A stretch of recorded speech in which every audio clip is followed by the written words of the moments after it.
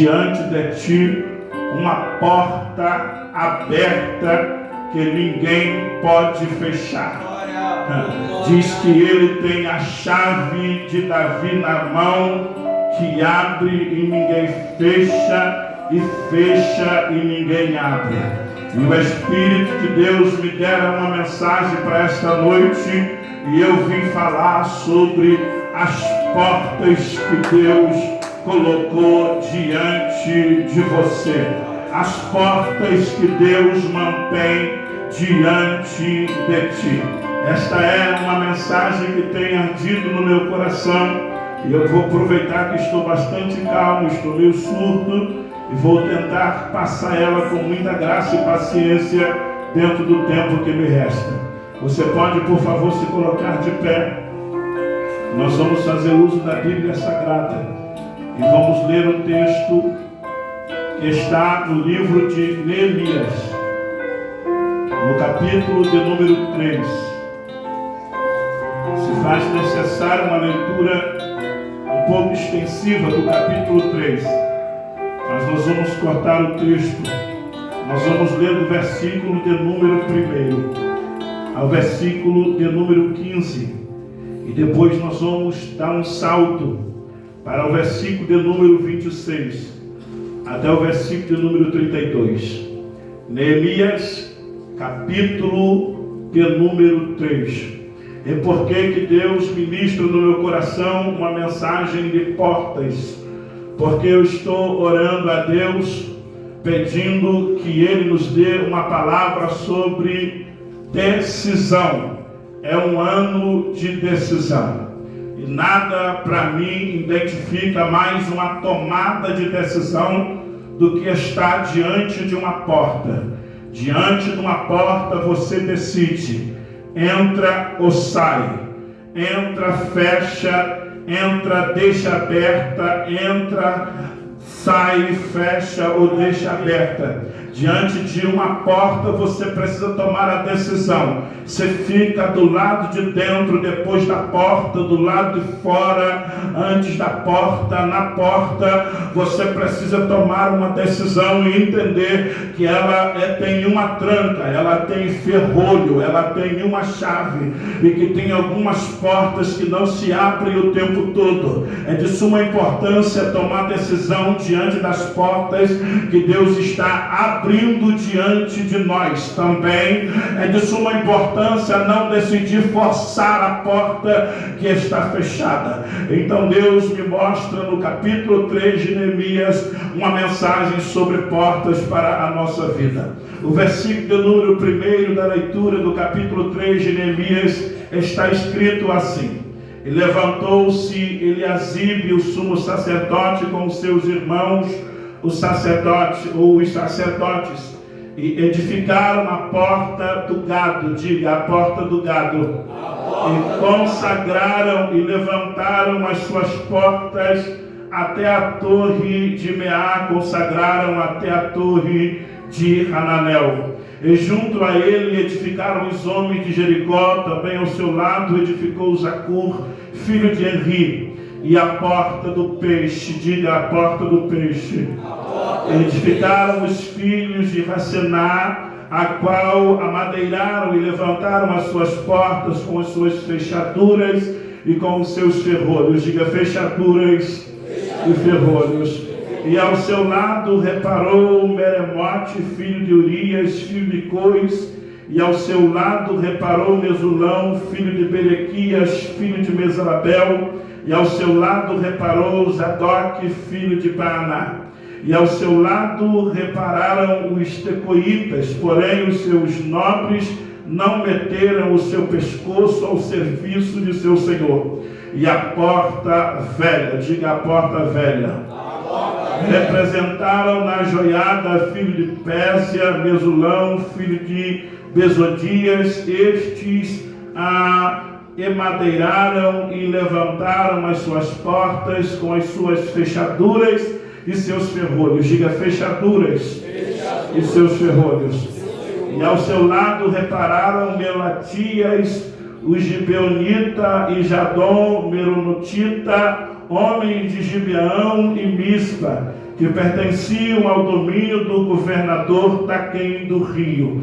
Ao seu lado reparou Uziel, filho de Araías, um dos ouríveis, e ao seu lado reparou Ananias, filho de um dos boticários, e fortificaram a Jerusalém até ao muro largo. E ao seu lado reparou Refaías, filho de Ur, maioral da metade de Jerusalém. E ao seu lado reparou Gedaías, filho de Eusmafe, e defronte de sua casa, ao seu lado reparou Atus, filho de Hasabneias. E outra porção reparou Malquias, filho de Harim, e Razube, filho de Paate Moabe, como também a torre dos fornos.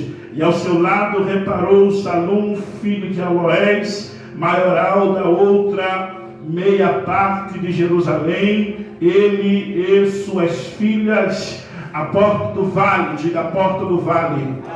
Reparou Hanum e os moradores de Zanoa, estes edificaram e levantaram as portas com fechaduras e com ferrolhos, diga fechaduras e ferrolhos, como também o côvados do muro até a porta do monturo, diga a porta do monturo. E a porta do monturo reparou a Malquias, filho de Recabe, maioral do distrito de Ben-Equerem. Este a edificou e lhe levantou as portas com as suas fechaduras e ferrolhos. A porta da fonte, diga a porta da fonte. Reparou a Salum, filho de Cor-Osé, maioral do distrito de Mispa. Este a edificou e cobriu-lhe e levantou as portas com suas fechaduras e com seus ferrolhos. Diga fechaduras e ferrolhos. Vamos saltar para o versículo de número 26 em diante. E os itineus que habitavam em Ofel até defronte da porta das águas, diga a porta das águas, para o oriente até o norte, ou até a torre alta. Depois repararam os tecoítas outra porção defronte da torre grande e alta até o muro de Ofel, desde a porta dos cavalos, diga a porta dos cavalos. Repararam os sacerdotes, cada um defronte de sua casa. Depois deles reparou Zadok, filho de Imer, defronte de sua casa. E depois dele reparou Semaías, filho de Sacanias, guarda da porta oriental. Diga a porta oriental. Diga a porta oriental. Depois dele reparou Ananias, filho de Selamias, e Azum, filho de Zalaf, o sexto. Outra porção depois dele reparou Mesulão, filho de Berequias, defronte da sua câmara. Depois dele reparou Malquias, filho de Mourives, até a casa dos netineus e mercadores, defronte da porta de Mificade. Diga a porta de Mificade. Diga a porta da guarda. Até a câmara do canto, e entre a câmara do canto e a porta do gado repararam os ouríveis e os mercadores. Diga a porta do gado. Diga a porta de Efraim. Pode se assentar, nós vamos falar um pouco sobre essas portas. E como eu não vou conseguir ter tempo de destrinchar nomes por nomes, porque faço questão de falar sobre as nomenclaturas que, embora difíceis de se pronunciar, mas Deus tem um propósito em tudo que mostra dentro da Bíblia Sagrada para nós. Mas vou me ater às 12 portas de Jerusalém. Nós lemos 10 portas que está aqui em Jerusalém. As outras duas últimas portas estão no capítulo de número 12 do mesmo livro de Neemias, no versículo de número 29. É a porta de Efraim e a porta do cárcere. Está lá em Neemias capítulo 12, versículo de número 39. Eu queria fazer com esse texto bíblico o que fiz parecido com os últimos textos que usamos para a mensagem sobre partiu promessa, mas o tempo não vai me ajudar. Nós vamos falar sobre 12 portas. Diga para alguém: 12 portas. 12 portas. São portas de tomadas de decisão. Essas portas, elas estão guardando os muros de Jerusalém. Alguns fazem confusão porque tem as portas que cercam o muro de Jerusalém. As portas que cercam a cidade do muro de Jerusalém. E do lado de dentro, lá no interior propriamente do templo, existem outras portas. Nós não vamos falar dela, mas, por exemplo, a porta chamada Formosa, que está escrito lá em Atos capítulo 3, quando João e Pedro param diante de um coxo que está ali. Existem portas dentro do templo, mas nós estamos falando das portas que cercam a cidade de Jerusalém. É de suma importância para alguém que toma conta de uma cidade, para alguém que tem uma cidade fortificada, manter as suas portas bem estruturadas. Há de se entender dentro de uma mensagem ética nas guerras no passado, de que uma vez que o inimigo tomasse as portas, pronto, a cidade já estava tomada. Daí a importância de Deus sempre pedir ou procurar um homem. Deus, por exemplo, faz uso da vida do profeta Ezequiel e diz: eu procurei um homem que estivesse perante mim na brecha, mas eu não encontrei. Deus não se preocupa com o que está do lado de dentro do templo, porque o que está do lado de dentro do templo está seguro. O que está do lado de dentro do templo está sagrado. O que está do lado de dentro do templo está guardado. E por que Deus então se preocupa com as muralhas e com as portas em torno das muralhas? Porque as muralhas defendem a cidade, mas não propriamente as muralhas. As portas defendem a cidade. Não adianta ter muro e não ter porta, porque sem porta, quem está do lado de dentro não sai, quem está do lado de fora não entra. Então a graça dos muros que cercam a cidade é a porta. Eu gosto quando o salmista diz que assim como estão os muros ao redor de Jerusalém, está o Senhor em volta do seu povo. Jesus veio para completar esse muro que o salmista está falando, e lá no capítulo 10 do Evangelho de João, ele vai dizer: eu sou a porta. Aprendi ainda bem que ele nunca disse que ele era o templo, ele nunca disse que ele era a arca, ele nunca disse que ele era a glória, porque o templo, a glória e a arca estão protegidos dentro do templo, mas o Senhor é como um muro ao redor de Jerusalém. O profeta Zacarias vai dizer que como um muro de fogo está o Senhor em volta do seu povo. Eu preciso ministrar algo sobre a sua casa, sobre a sua família, sobre os seus filhos, sobre o seu casamento. Do lado de dentro está seguro. O que Deus está guardando é do lado de fora. E eu não estou falando de anjo nem de querubim, porque eles não guardam, mas estou falando do muro que é o Senhor ao redor do seu povo. Bendito seja o nome dele aqui essa noite. Então, a beleza desse muro, a graça desse muro está exatamente nas portas. E Jesus amava falar sobre portas. Jesus amava falar sobre passagens. Um texto muito conhecido, quando Jesus fala sobre o rico entrar no reino dos céus, Jesus diz: é mais fácil o camelo entrar no buraco de uma agulha do que um rico herdar o reino dos céus. Eu pequenininho ficava imaginando a cena com uma agulha e um buraco, mas sabendo as sagradas escrituras, a gente sabe que Jesus está falando de uma passagem, de um caminho. Do lado de dentro de Jerusalém existem muitos caminhos. Dentro de um projeto da vontade de Deus existem entradas e saídas, e nós precisamos aprender a entrar quando tiver que entrar, e precisamos aprender a sair quando tiver que sair. Nós precisamos aprender qual é a porta que Deus está nos direcionando para poder ficar. Quando o templo está edificado e o povo se reúne para poder sacrificar anualmente ao Senhor, eles vêm de toda parte do mundo daquela época e se reuniam aos redores, aos pátios de Jerusalém, mais de 3 milhões de pessoas.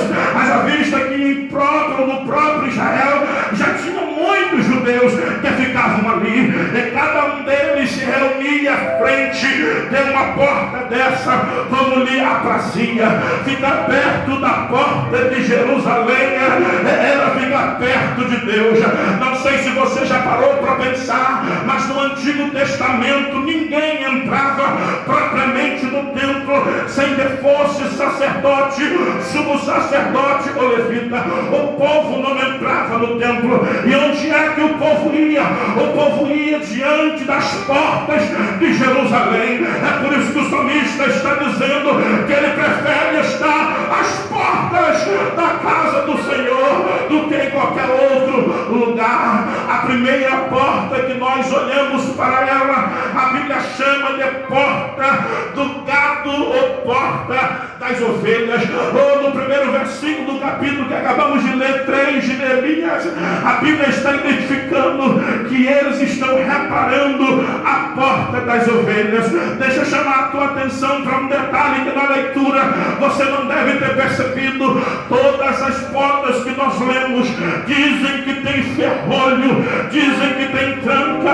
A única porta que não tem tranca, a única porta que não tem ferrolho, a única porta que permanece aberta é exatamente a porta das ovelhas. Oh, bendito seja o nome do Senhor. Jesus disse: vai entrar e vai sair e vai encontrar pastagem.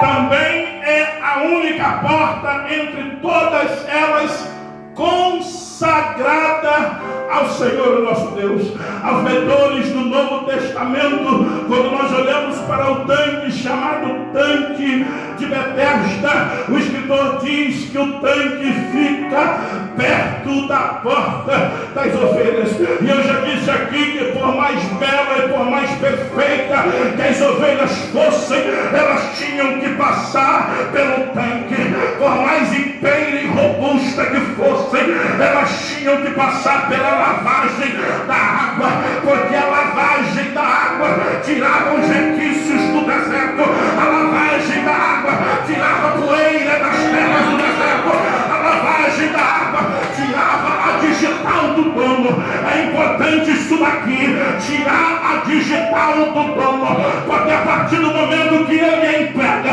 e o sacerdote ou o levita coloca ela dentro da água do tanque, tirando as digitais do dono, ele está dizendo agora que passou da porta das ovelhas para dentro, não te pertence, não é teu, não tem teu nome, não tem tua digital, pertence àquele que vai ser sacrificado. Cadê você continuando? Ele é o dono, não tem mais tua digital na tua vida. Você sabe por que você não faz mais o que quer, do jeito que quer e no tempo que quer? É porque quando você foi posicionado debaixo do tanque do Calvário e o sangue dele foi derramado sobre a tua vida para te lavar, ele tirou as digitais do mundo, ele tirou as digitais do pecado, ele tirou as digitais do homem, e hoje nós temos a digital do dono das ovelhas. Porta das ovelhas. O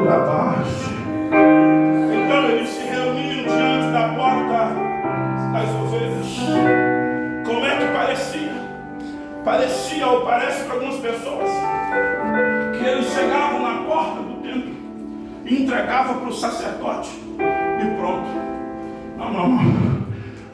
Se vai entregar o sacrifício, tem que passar pela porta das ovelhas.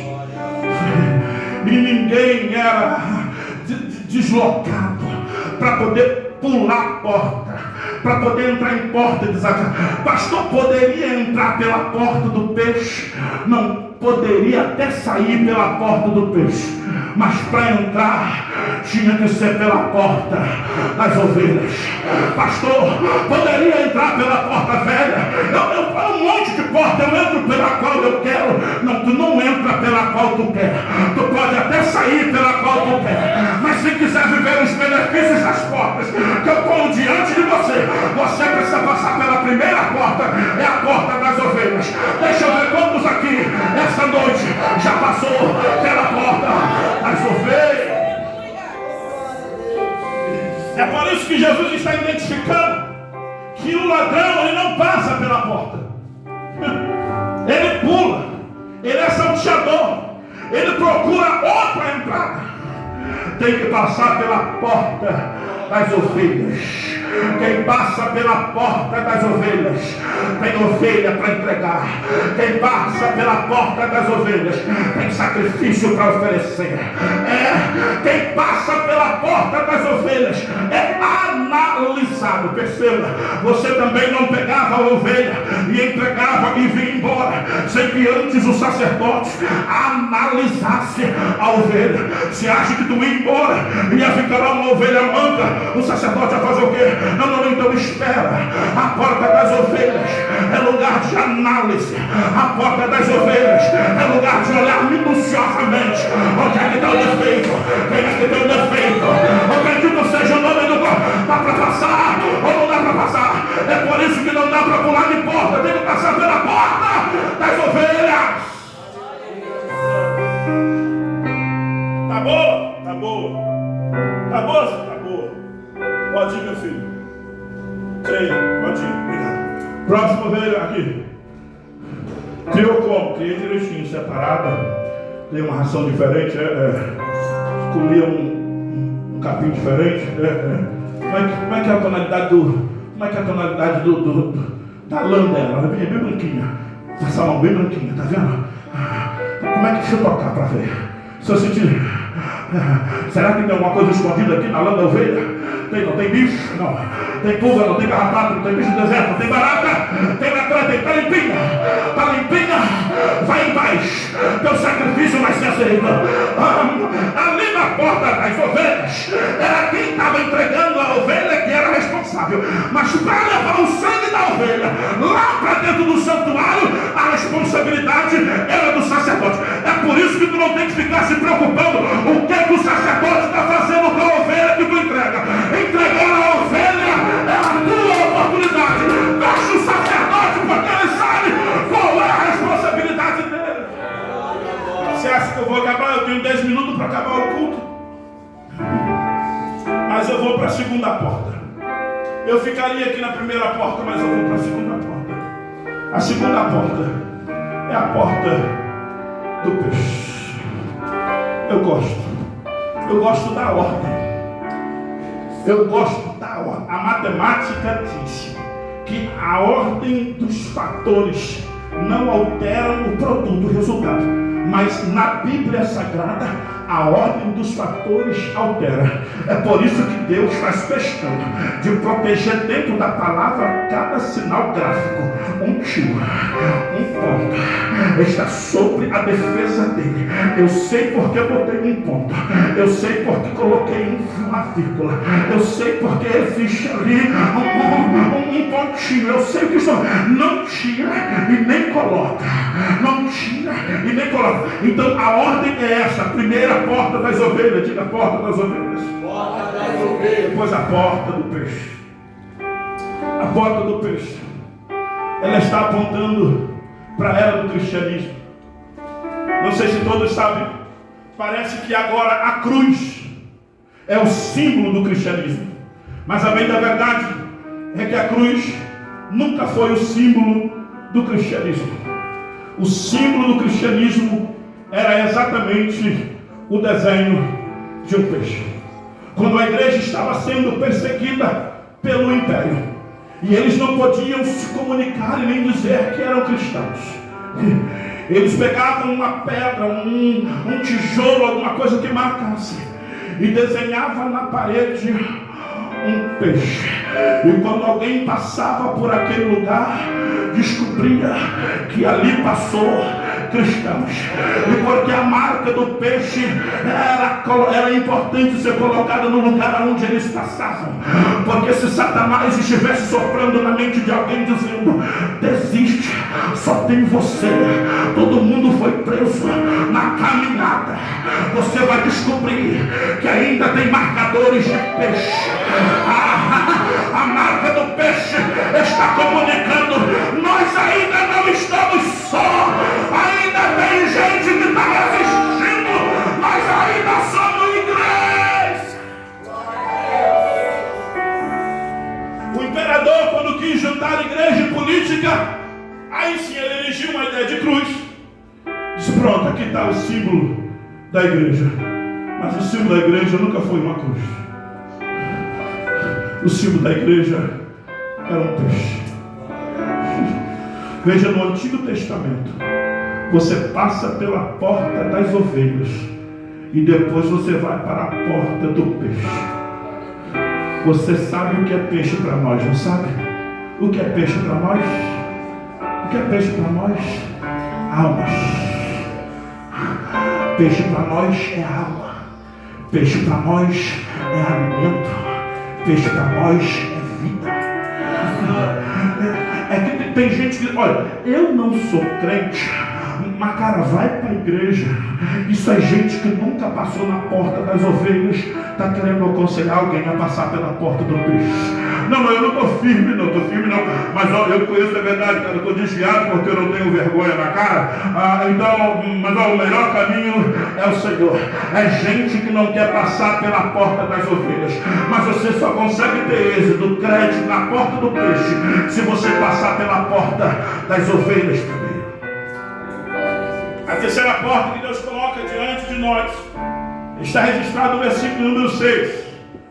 É a porta velha. Eu gosto dessa porta.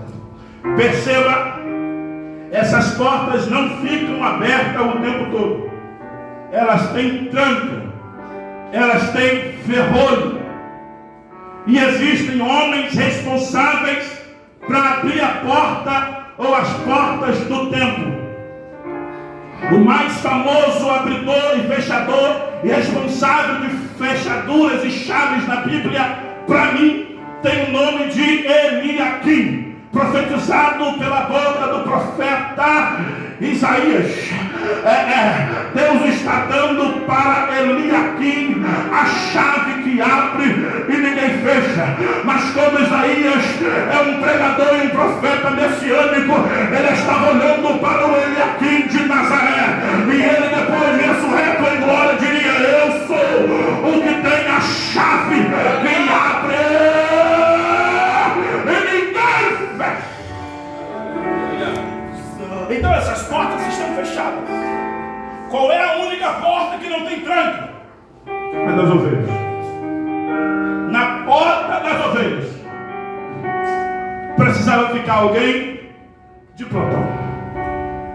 Na porta das ovelhas precisava ficar alguém o tempo todo, porque senão passava com qualquer ovelha. Na porta das ovelhas você não está passando batido.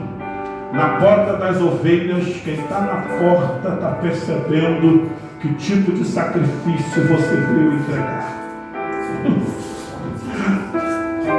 É a única porta que está aberta. A porta velha está fechada. Hora ou outra ela se abre. O templo diácono Ezequiel, ele era organizado até na mobilidade do público. Por que tinha 12 portas? Porque geralmente tu entrava por aqui. Imagina 3 milhões de pessoas entrando e saindo por uma única porta. O Eterno, quando pensou nisso, disse: vai entrar vai sair e vai encontrar passagem. Vai entrar e vai sair e vai encontrar pastagem. Só que essa porta, velha, ela é um tipo de porta que nós não queremos que ela se abra mais. No início do ano 2023, esse é um tipo de porta que o Espírito Santo está ministrando no meu coração. Não entre mais por esta porta, velha.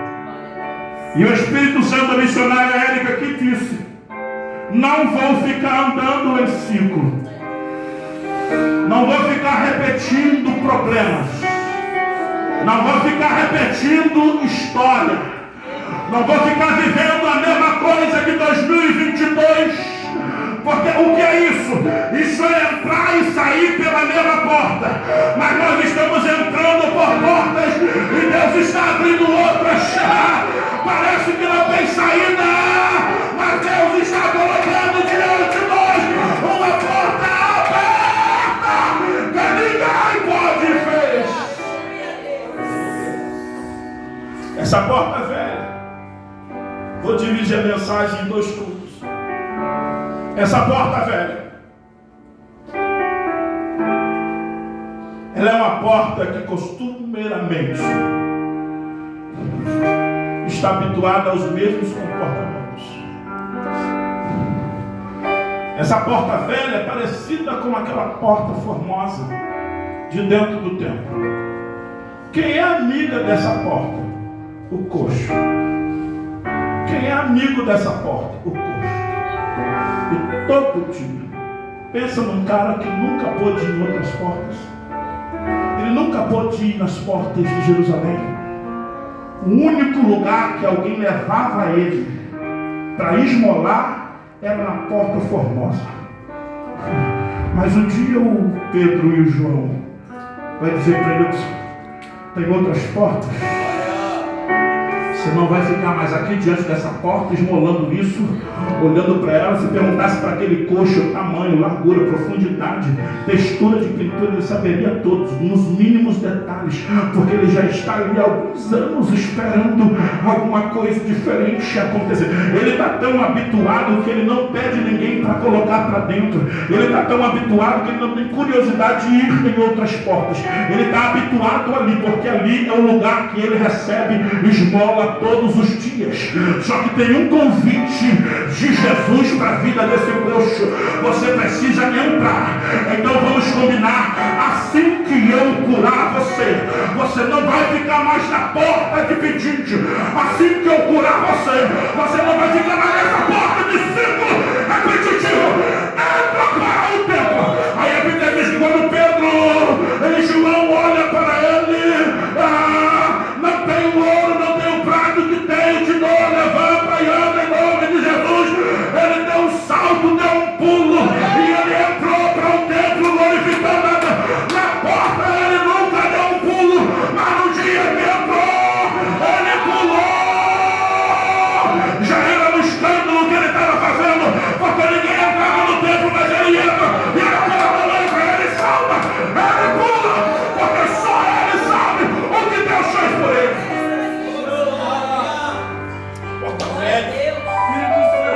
Essa porta velha, essa conversa é velha, essa atitude é velha, esse pensamento é velho, esses problemas, isso já tem sido.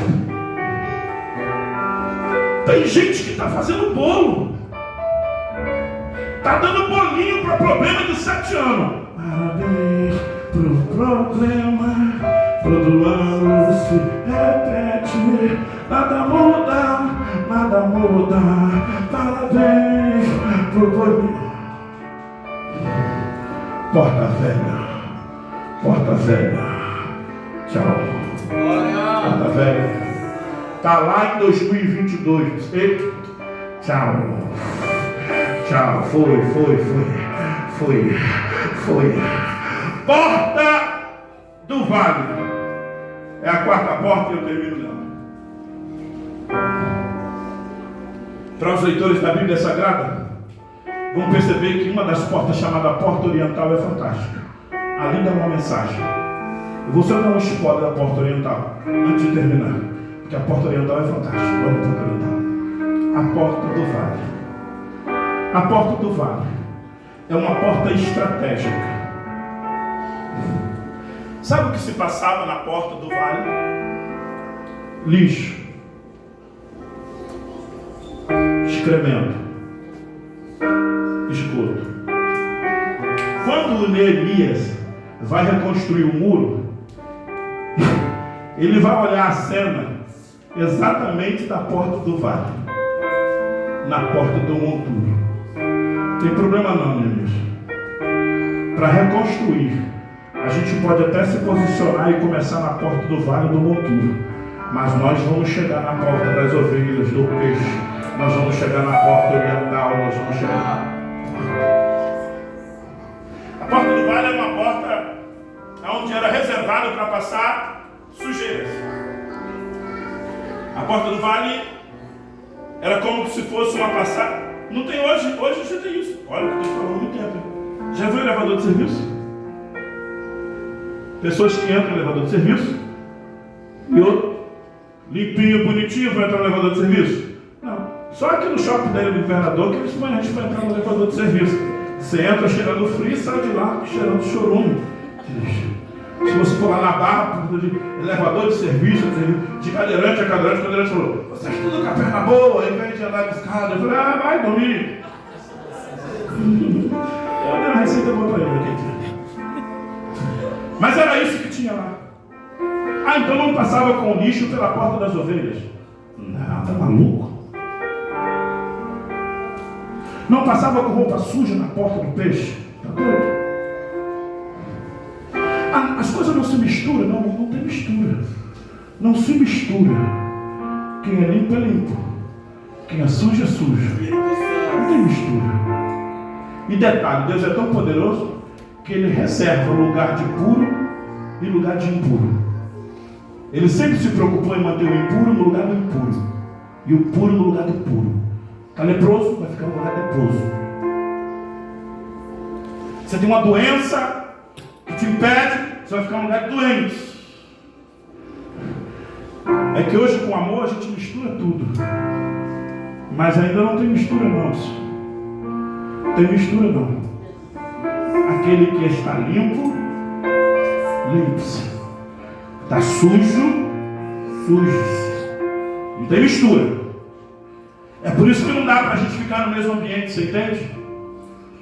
É por isso que o sujo, ele deixa o limpo preocupado em não se sujar.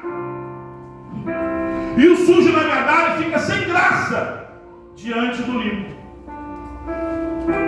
Não estou te chamando de sujo, só estou colocando o seu uniforme como um tipo de roupa que você não iria no shopping, por exemplo. Imagina eu aqui de terno azul, gravata, e digo: papo, vamos comigo no shopping. Eu acho que ele iria por obediência, porque ele é obediência até o tutano. Mas ele ficaria com uma vergonha desgraçada. Ele olharia para mim e diria: meu Deus, é que ele tem consciência que o tipo de roupa que ele está vestindo é desapropriado para o tipo de ambiente que ele está. Nós estamos perdendo esse negócio, está misturando tudo. Nós estamos esquecendo isso daqui. Eu podia entrar, mas não vou entrar porque eu vou acabar. A porta do vale é um lugar específico. Diga: a porta do vale. A porta do vale. Não é para você passar. Não é para você passar. É para você jogar fora. É para você jogar fora. Está sujo. Não tenha necessidade de deixar do lado de dentro o que está sujo. Tem uma porta reservada para você se desfazer disso. Está guardando porque quer. Está guardando porque quer.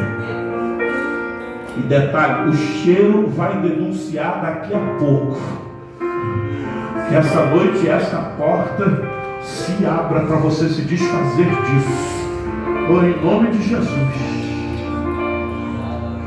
A porta do monturo, o próprio nome já disse. Mas eu vou pular a porta do monturo. Depois, outro dia, eu vou voltar nela. Vou pular a porta da fonte.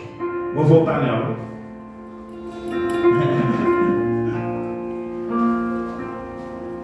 Eu vou pular a próxima porta, que é a porta das águas.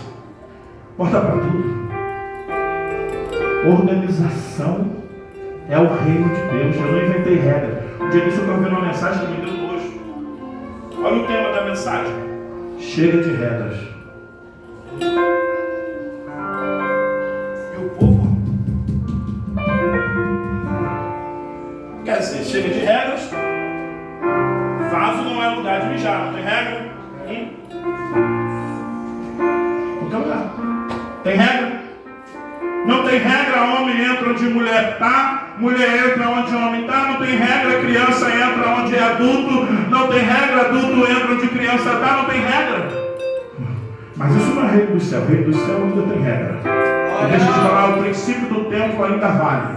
Porque depois, se você tiver a sorte de me ouvir terminar essa mensagem, talvez vai ter, porque estamos gravando e vamos gravar a segunda parte, você vai ver que ela termina lá em cima.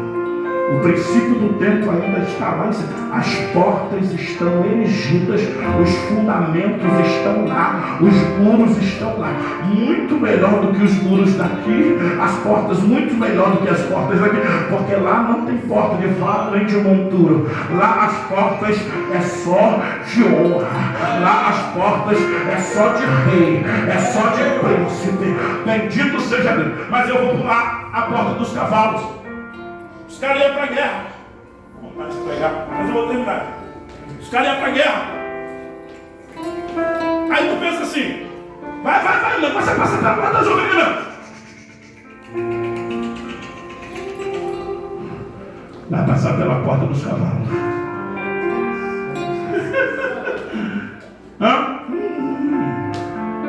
Mas a porta mais próxima é a porta do peixe. Qual é o nome da porta? Porta dos cavalos. Então, portas do cavalo, para cavalo, porta do peixe, porta da ovelha. Gosto dessa porta ali, a nona. Eu vou dar só um spoiler da nona.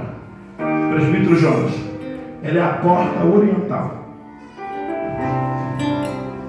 Os judeus, Mateus, os judeus, eles estão meio perdidos.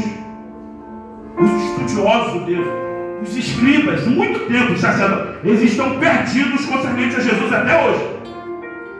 Eles estão esperando o Messias que já veio. E quando eles pensarem que ele está vindo para governar apenas, ele já está vindo para fazer juízo e para levar o povo que chama pelo nome dele, aceitando o sacrifício do Calvário. Eu não tenho essa história de ser israelita, porque a israelita vai ser salvo. Isso aí eles ainda não tiraram isso. A única forma de salvação está em Cristo Jesus. Mas um califa árabe, um sultão, um príncipe otomano, ele lê a profecia bíblica de Ezequiel. Depois a gente lê, não vai dar tempo. Está Ezequiel capítulo 42, Ezequiel capítulo 43, Ezequiel capítulo 46. Tem uma profecia aonde o Messias ele vai vir sobre os montes, ou sobre o monte da Oliveira, e ele vai entrar por essa porta chamada porta oriental, que Ezequiel chama de porta do leste. Aí o sultão árabe, na nova ideia de reconstruir Jerusalém, ele diz, bom, ele lê a profecia e ele diz, bom, eu vou impedir a profecia de se cumprir. Põe a imagem, Larissa. Eu vou impedir a profecia de se cumprir. A história diz que ele pega cimentos, apaga a luz de cá. Ele pega cimentos. Você consegue ver que você tem uma porta? Ele pega cimentos, fecha isso. Como quem diz, eu vou impedir a profecia. Aí ele tem uma ideia. Ele sabe que o judeu não pisaria em sepulturas, principalmente sepulturas estrangeiras. Aí ele fez um cemitério na frente da porta oriental. Quando ele descobrir que ele está atrasado, porque quando é que se cumpriu aquilo dali? Lá no Evangelho de Mateus capítulo 21, quando Jesus manda pegar o jumentinho, sobe do jumentinho, ele vem entrando e as pessoas colocando folhagem no chão e cantando Hosana. Bendito é aquele que vem no nome do Senhor. Ele entra por aquela porta. Ele entra por aquela porta. Olha o que é interessante. Ele entra por aquela porta. Dali ele vai ser sacrificado. O profeta Ezequiel, no capítulo número 42, diz que depois que ele entrasse por essa porta seria trancada. O sultão nem sabe, mas ele está contribuindo para a profecia. Cadê você que entendeu a palavra?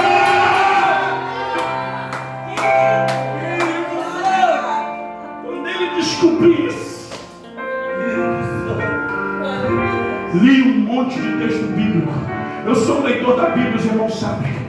Eu nunca vi um texto bíblico que diz que quando ele voltar, o Messias, ele vai passar por essa porta. Diz que ele vai vir sobre os montes, ou sobre o monte da Oliveira. Mas quem disse que agora em glória ele precisa de jumento, ele precisa de porta, ele precisa de chão, ele entra em Jerusalém do jeito que ele quer, na hora que ele quer, da forma que ele quer, sem tocar de fundo. E o que o sultão não sabe é que quando ele vir, até o defunto que estão enterrados na porta vai se levantar, vai ser julgado por ele. Só você que pode aplaudir a palavra de Deus.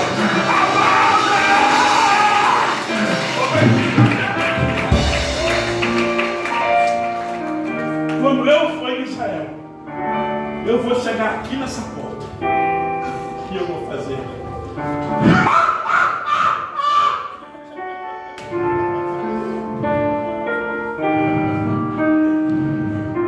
Chegou atrasado.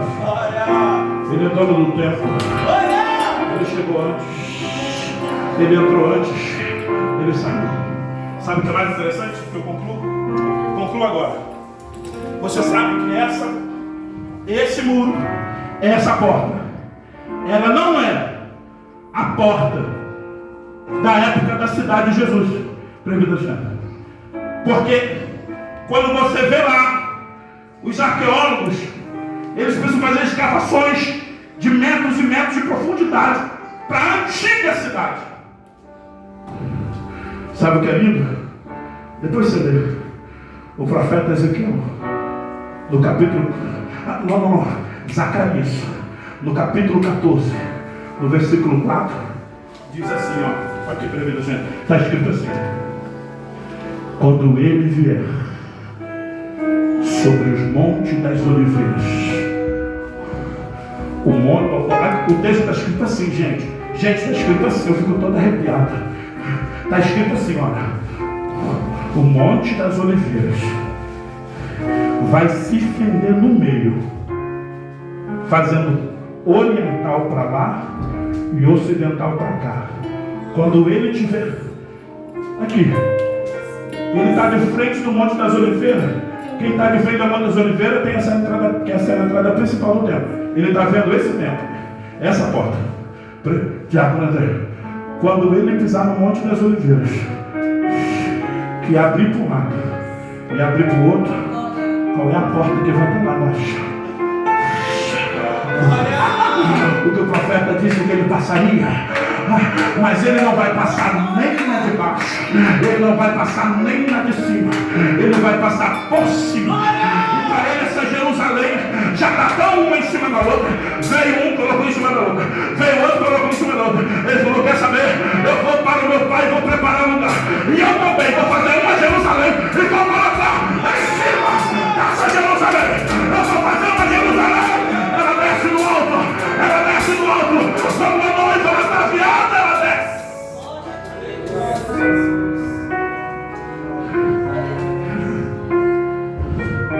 O texto vai dizer que se fenderá, se romperá Porque diz os estudiosos que existem pelo menos 3 camadas de Jerusalém. A antiga, depois veio outros construtores e essa moderna. Quando o monte abrir, as 3 Jerusalém vai estar diante do Senhor, da primeira Jerusalém, da segunda Jerusalém, da última Jerusalém e da nova Jerusalém. Só você que entendeu essa palavra, aplaude a palavra do Senhor Jesus. Isso foi um spoiler, porque nós vamos passar por essa porta aí, mesmo com ela fechada. Diga para alguém, pus uma porta aberta. Diz Deus, uma porta aberta. Não parece, hein? Não parece. Dá